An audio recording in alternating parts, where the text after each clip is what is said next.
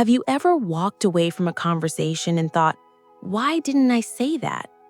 You replay the moment over and over in your head, imagining the perfect comeback, the clever remark, the witty line that would have won the moment, but it's always too late. You're not alone. Most people struggle with witty banter, but what if I told you it's not just for the naturally charming or quick-minded? What if being witty could actually be learned, like a muscle that gets stronger with practice? The Art of Witty Banter by Patrick King is a practical, down-to-earth guide designed for anyone who wants to become more charismatic, more confident, and, most importantly, more playful in their conversations. King isn't offering a magical script or cheesy pickup lines. Instead, he teaches the psychology behind playful back and forth and breaks it down so that even the most reserved person can join the fun. In a world where communication is everything, whether you're at work, on a date, or just meeting someone new, mastering the art of banter can open doors you didn't even know existed. At the heart of this book is one big idea. Witty banter is about connection through play. It's not about being the funniest or the smartest. It's about engaging with others in a way that makes them feel alive, seen, and excited to talk to you again. Let's start with the first major insight. Banter is not the same as telling jokes. This is where most people get it wrong. A joke is usually a one-way street. You deliver a punchline, people laugh or they don't, and the moment ends.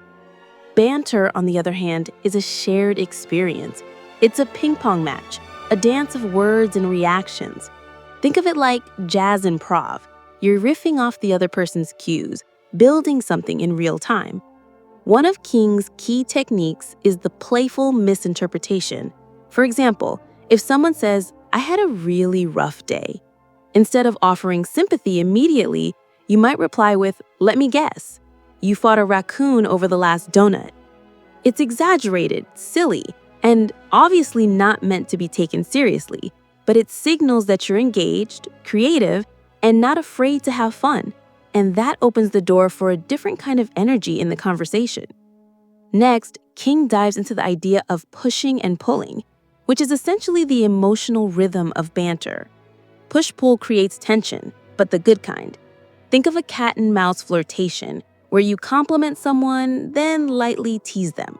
For example, "You're pretty sharp," for someone who thinks pineapple belongs on pizza. It's playful contradiction, not personal attack. King emphasizes that tone is everything here. You must deliver it with warmth, a smile, maybe even a raised eyebrow, so the other person always knows it's a game, not a jab.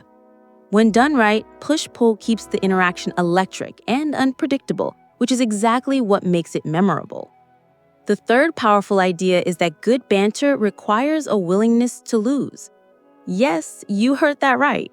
Being good at witty banter means being okay with not having the perfect line every time. It's about showing up, taking risks, and sometimes failing in public and still smiling afterward.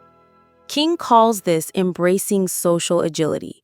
Just like in sports, not every play is going to be perfect, but if you keep playing, you get better. The key here is vulnerability. Let yourself be a little silly. If a line flops, laugh at yourself.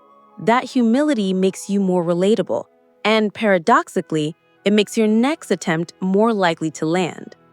Now, let's shift to another subtle but crucial point: timing. King says timing isn't just about speed, it's about space. A witty remark is often more effective after a brief pause. That pause shows confidence. It gives the other person time to absorb what was said and signals that you're thoughtful, not just throwing words out for attention. He compares it to seasoning in cooking. Too little and the dish is bland. Too much and it's overpowering. Great banter has rhythm. It breathes. Sometimes the best line is the one you hold for a second longer, then drop like a mic. And here's another surprisingly deep insight. Witty banter is a mindset, not a skill set. King argues that the most charming people aren't scanning their brains for the perfect line. They're tuned into the moment. They're curious. They're playful. They're more focused on making the other person feel something than on winning the interaction. This is a huge shift. Instead of asking, "What clever thing should I say?" ask, "How can I make this moment more fun?" That simple change in intention transforms everything.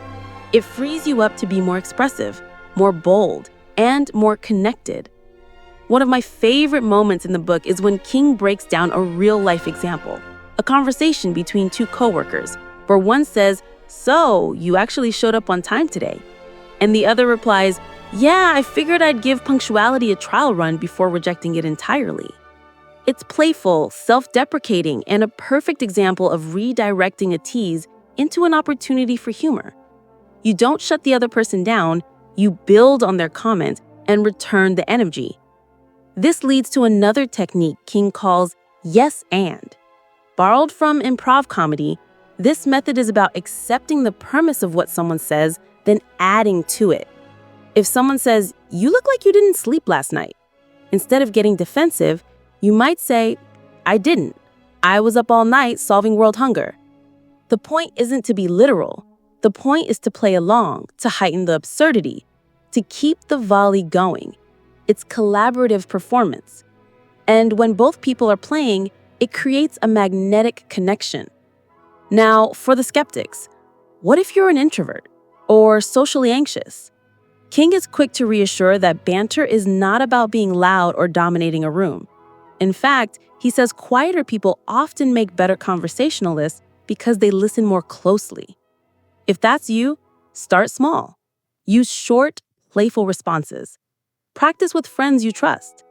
Try observing banter in TV shows or podcasts. Pick apart what works and why. Then experiment. Over time, your confidence will grow.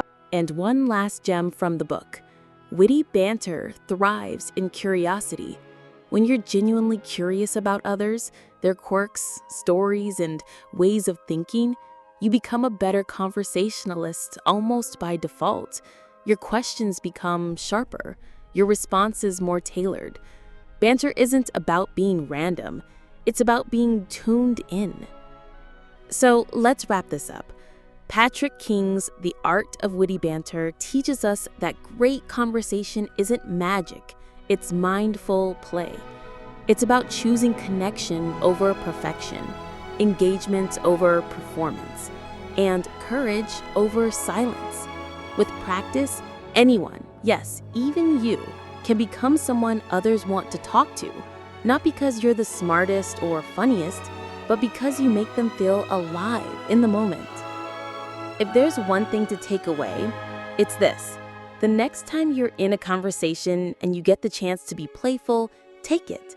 Say the unexpected, tease gently, misinterpret wildly. And remember, the goal isn't to impress, it's to connect. Because witty banter, at its best, is just a dance between two curious humans, and that's something we're all wired for. If this summary sparked something in you, if you felt yourself nodding along or imagining a better version of yourself in the next conversation, then go grab the full book. Read it, dog-ear it, test it out in real life. And while you're here, why not explore more summaries like this? Hit the subscribe button, leave a comment with your favorite comeback line, or share this with someone who needs a little boost in their social game. The world needs more playful, present conversations, and it starts with us.